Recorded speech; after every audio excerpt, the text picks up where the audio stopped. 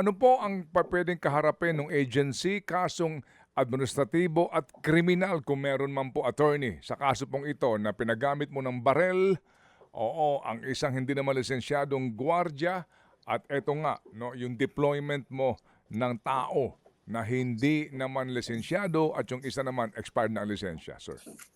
Ay, Sir Ted, ang ating pong agency operator ay nahaharap po sa kasong administratibo sa ating Republic Act 1117, specifically po Section 237, the Security Services Operators Creed, Section 238, the Code of Conduct of Security Service Operator, Section 239 ng Ethical Standards of Security Services Operator. At atin din po tinitingnan kung maaari pong pumasok ang nangyari, ang insidente sa 350, kung nagkaroon po ba ng gross negligence on the part of the agency operator sa kanila pong pagpapatupad. Kasi kung maalalaman po natin, parang nagkaroon po yata ng kaunting inuman bago po nangyari yung insidente.